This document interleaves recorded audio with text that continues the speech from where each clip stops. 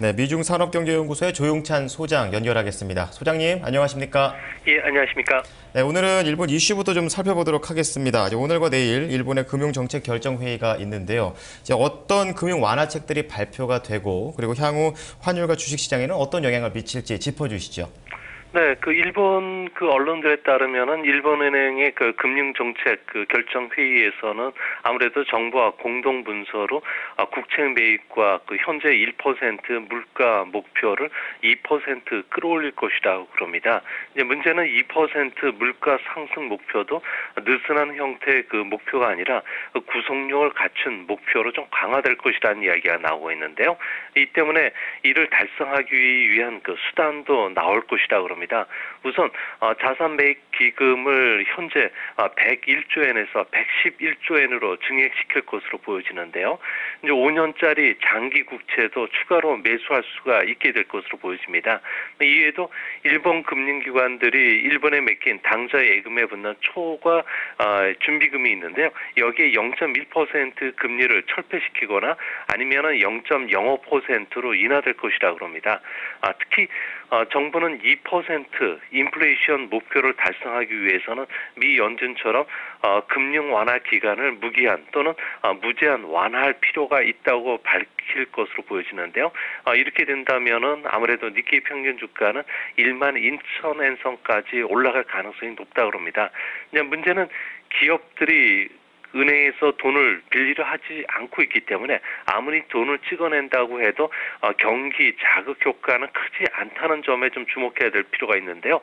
돈이 시장이 돌지 않고 있는 데다가 어떻게 2% 물가 상승이 가능할 것이며 또 도로나 터널, 교량 같은 공공투자도 대형 공사가 아니라 지방 마을 공사들이 많기 때문에요. 고용 창출이라든지 경기 부양 효과가 시장에서 기대했던 것만큼 크게 나타나지 않는다는 점에 주목할 필요가 있지 않을까 보여집니다. 네, 일본 은행이 내놓을 정책에 대해서 좀 관심 있게 봐야겠네요. 중국 쪽을 좀 보도록 하겠습니다. 지난주 금요일 장에서는 지표의 힘으로 상승으로 거래가 마감됐는데요. 오늘 장은 좀 어떻게 전개될까요? 네, 오늘부터는 좀 개별 종목 장세가 펼쳐질 것으로 보여집니다. 중국 증시는 지난주 토요일부터 이제 실적 발표 시즌에 들어갔는데요. 실적을 예고한 1,100개 기업 중에서 절반이 실적이 호전될 것이라고 밝혔습니다. 아노이 화신 케미컬 같은 경우를 비롯해서 9개 기업은 실적이 10배 증가한 반면에 상하이 차오리 솔라 에너지 같은 경우에는 실적이 10배가 넘게 감소를 했는데요. 아무래도 이 때문에 실적 호전주를 중심으로 한 종목 찾기가 좀 활발히 진행되지 않을까 보여집니다. 특히 이번 주에는 보호예수에서 해제된 비유통주 물량이 지난주에 비해서 80% 증가할 것으로 보여지는데요. 이 때문에 수급 부담감으로 인해서 대형주 움직임 좀 둔화될 것으로 보여집니다. 중국은 지금 정책 민간기에 들어갔고요. 또 해양 경제 12차 5개년 계획뿐만 아니라 철도 투자 예산이 발표되고 있습니다. 이로 인해서 자동차 배기가스 규제도 앞으로도 더 강화될 것으로 보여지는데요. 환경이라든지 태양광, 새로운 도시와 같은 정책 테마주들이 부각이 될 것으로 보여집니다. 네, 앞서도 언급이 됐지만 중국의 경기 회복세 지표를 통해서도 증명이 되고 있는데요. 이런 상황 속에서 부동산 과열 현상이 다시 한번 나타나고 있습니다. 네. 이런 현상 막기 위해서 중국 정부 쪽에서 어떠한 정책을 내놓을 것으로 예상이 되고 있습니까? 네, 올해 들어서 비이직만 하더라도 집값이 3.5%나 상승을 했고 또 거래량도 한 360%나 급증하고 있다고 합니다.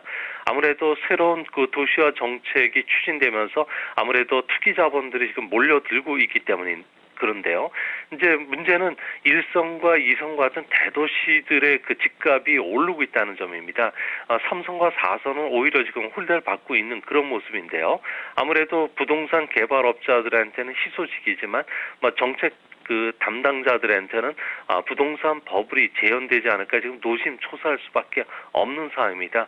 부동산 투자를 죽이면은 GDP 14%를 차지할 정도로 성장 동력이 떨어질 수밖에 없기 때문에 8% 성장이 힘들기 때문에 그런데요.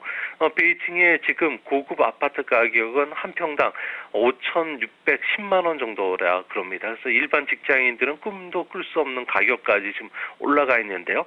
도시화가 시작되기도 전에 버블이 재현되고 있기 때문에 아마 중국 정부 입장에서는 싱가포르라든지 홍콩을 모방한 부동산세 도입을 아마 대도시로 확대시키거나 아니면은 부동산 투기가 센 지역의 그 공급 물량을 늘리는 이런 대책들이 좀 나오지 않을까 보여집니다. 네, 소장님 오늘 분석 잘 들었습니다. 고맙습니다. 예, 감사합니다. 네, 월요일장 아시아 증시를 미리 들여다봤습니다.